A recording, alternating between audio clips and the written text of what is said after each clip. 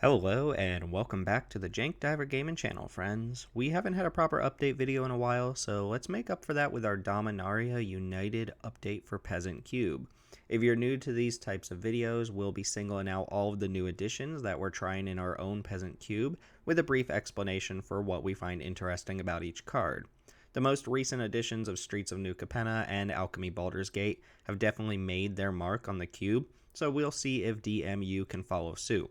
As always, feel free to subscribe to the channel for more content like this, and come draft the cube with us on Wednesday nights. There are links to our Discord down below where we organize weekly cube events through Arena. Alright, Dominaria's got some big shoes to fill, let's get to it.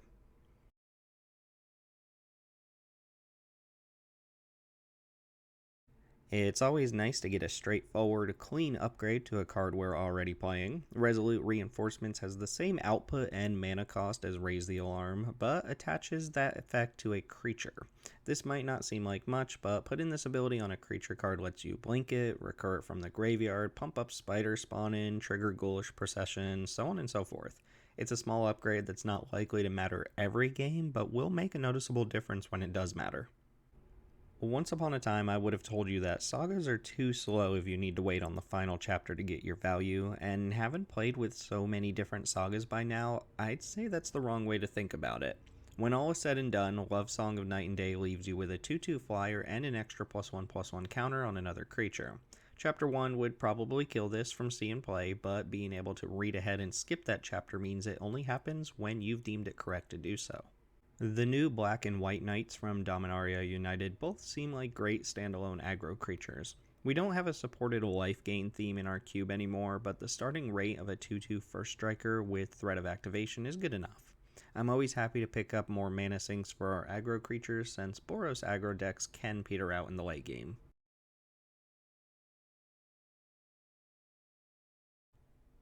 Dominaria United has 4 full cycles of uncommons with off-color kicker costs, one for each color combination per color.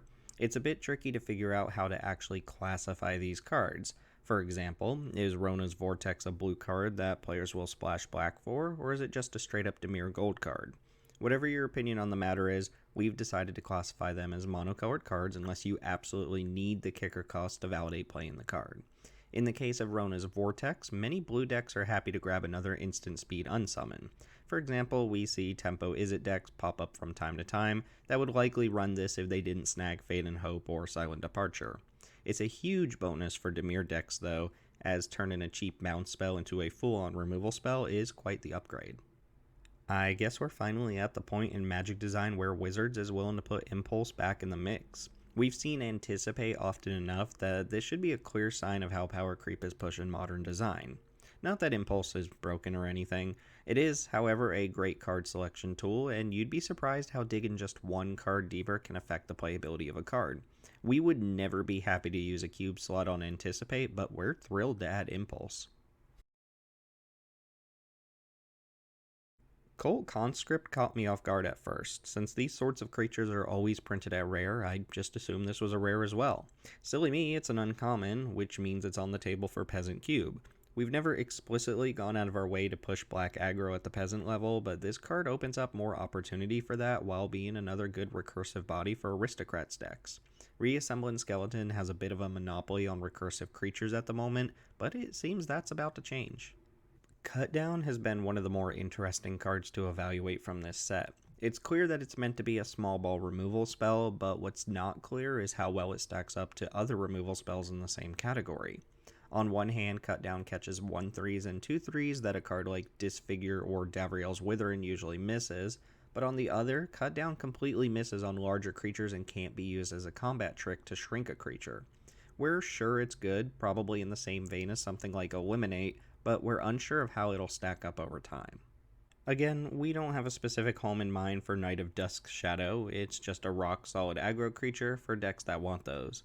As we've learned with War of the Spark Tybalt, shutting down life gain matters way more than you'd anticipate, especially having nixed the life gain deck from the cube. It's also an early evasive attacker for ninja decks and pushes just enough buttons to be worth a test.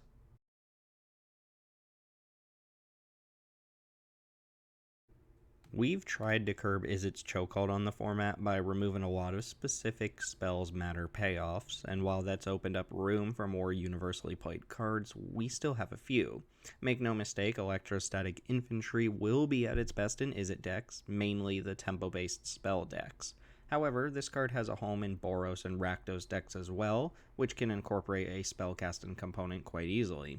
We've played with cards like Kessick, Fire Breather, and Burnin' Prophet before, and this feels like a more explosive version.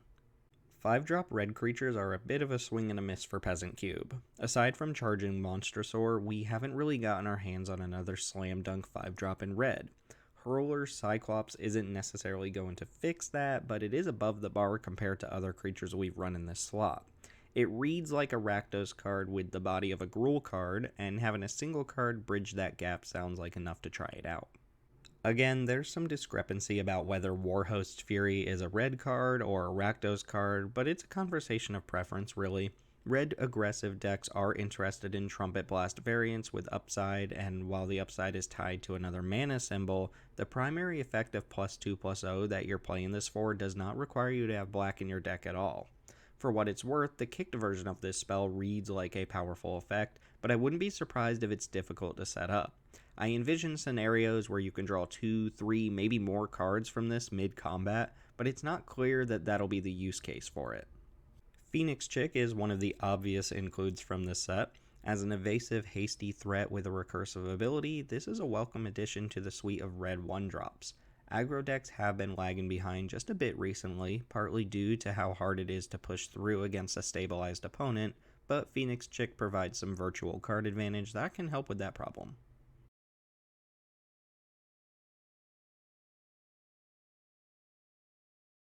Tail Swipe is one of the most powerful fight spells we've ever seen, at least below rare.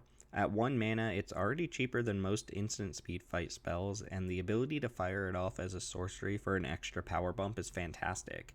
Green removal spells at common and uncommon all kind of feel like the same card, but I expect this one to perform better than most. Yavimaya Iconoclast is an aggressively slanted creature that gets better in Gruul decks, which I'm happy to see. This card's going to hit hard regardless of what deck you put it in, and it'll be a top tier beater for decks capable of kicking it. Each color pair got gifted 2 uncommon legends in Dominaria United, one that's fairly splashable and one with a more restrictive mana requirement. Rakdos is the only guild where we're looking at both new legends because they're both incredible. Garna does its best impression of Judith as an uncommon, and doubles up as a Midnight Reaper for any creatures you control that die while attacking. It's another color-specific Blood Artist effect, which are always in high demand, but one that should only get played in its intended archetype due to its mana cost. Lagomos, Hand of Hatred, has a wild activated ability that'll be good for a sweet achievement unlocked moment here and there, but we can ignore that and focus on the first ability. Spitting out a 2/1 haste every turn for no additional cost, including the turn you play them, is no joke. Compare this to Jadar at rare, which makes a 2/2 decayed zombie each turn.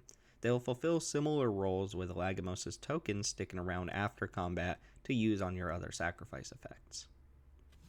It remains to be seen how often Baird will trigger in the average game, but it looks like it should be fairly easy. Any Anthem effect, pump spell, or +1/+1 counter should be enough to proc the ability, at which point you're getting 1/1 tokens free of charge.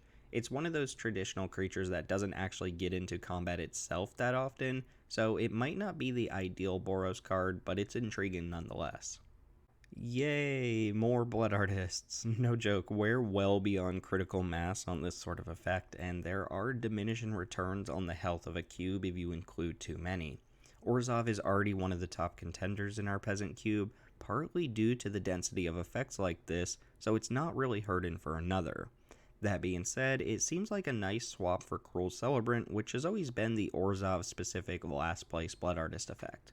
It's not a strict upgrade since Celebrant triggers on itself or the occasional Planeswalker dying, but adding Death Touch to this sort of body is a nice addition.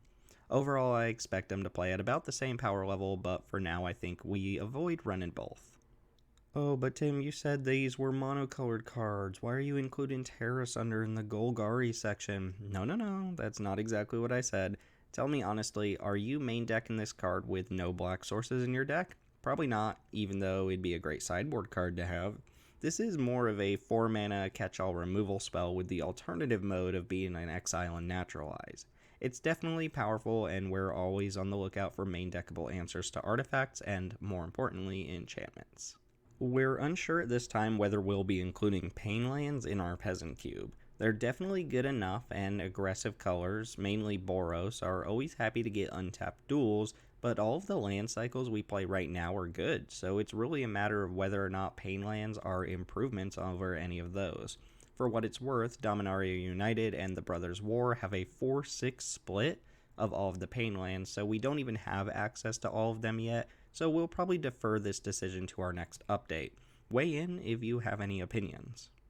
I do want to take a brief second to mention Thran Portal as well. It's a rare, but we've always been lax on the rarity restriction for mana fixin' lands so long as they don't add other utility to the card pool. In the case of Thran Portal, it's a pick your own pain land, much like an Evolving Wilds that hurts you when you tap it for mana. Again, it's not clear that this is better than other mana fixin' options we're already playing, but it's another tool for multicolor decks should we decide to include it. And that's all we've got. There are certainly other cards worth talking about in the set, but the power level of our cubes has reached a point where the bar is a fair bit higher than the majority of cards we see in new sets. As far as Dominaria United is concerned, we got a few upgrades to cards we already play, and there's an interesting question of how to classify the off-color kicker cards. As always, if you have opinions about individual card choices, design philosophy, or the set in general, comment here or come find our Discord channel in the link down below. I think I'm about ready to kick it myself, so subscribe for more content like this and stay tuned for our Unrestricted Cube update soon. Thanks as always for hanging out. My name's Timothy with Jank Diver Gaming, and I'll see you next time.